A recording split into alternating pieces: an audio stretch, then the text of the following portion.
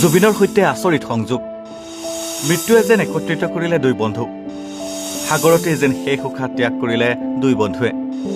সাগৰে যেন একত্ৰিত কৰিলে ৰাহুল আৰু জুবিন গাৰ্গক টলিউডৰ অভিনেতা ৰাহুল অৰুণোদয় বেনাৰ্জীৰ অকাল মৃত্যু ধাৰাবাহিক এখনৰ বাবে শ্বুটিং কৰি থকা অৱস্থাত সাগৰত ডুব গৈ মৃত্যু হয় অভিনেতাগৰাকীৰ বিগত বৰ্ষৰ ছেপ্টেম্বৰ মাহত ছিংগাপুৰত অনুষ্ঠান পৰিৱেশন কৰিবলৈ গৈ সাগৰত ডুব গৈ মৃত্যু হৈছিল শিল্পী জুবিন গাৰ্গৰ মাত্ৰ 52 বছৰ বয়সতে প্ৰতিভাৱান শিল্পীগৰাকীৰ আকস্মিক মৃত্যুত সমগ্ৰ দেশ স্তম্ভিত হৈ শোকত ভাঙি পৰিছিল সেইদিনা ছিংগাপুৰৰ পৰা কেইখনমান যোজন দূৰৈত থকা কলকাতাত এজন সুপৰিচিত ব্যক্তি গভীৰ শোকত কাতৰ হৈ পৰিছিল তেওঁ আছিল ৰাহুল অৰুণোদয় বেনাৰ্জী জুবিনৰ মৃত্যুৱে তেওঁক বিশেষভাৱে চুই গৈছিল ৰাহুলে কৈছিল মই এজন বন্ধুক হেৰুৱালো তেওঁ আছিল মোৰ চিৰন্তন বন্ধু ৰাহুল বেনাৰ্জীৰ প্ৰথমখন ছবি ৰাজ চক্ৰৱৰ্তী পৰিচালিত চিৰদিন তুমি যে আমাৰ ছবিখনে 2008 চনত মুক্তি লাভ কৰিছিল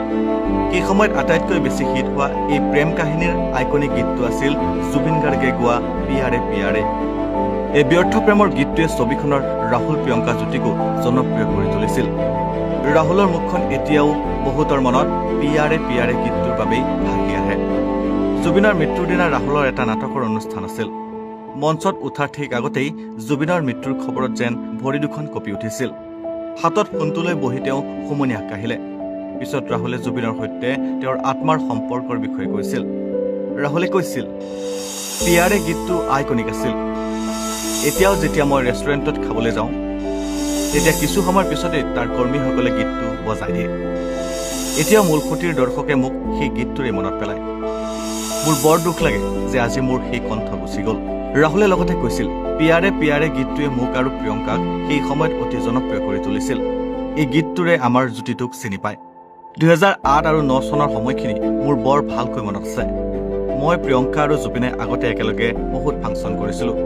সেয়েহে আমাৰ মাজত বন্ধুত্ব গঢ় লৈ উঠিছিল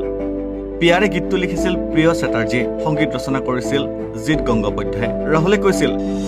আজিও যেতিয়া কোনো অনুষ্ঠানলৈ যাওঁ তেতিয়াই এই গীতটো গাব লাগে মই গায়ক নহয় মই জুবিনৰ দৰে একেবাৰেই নহয়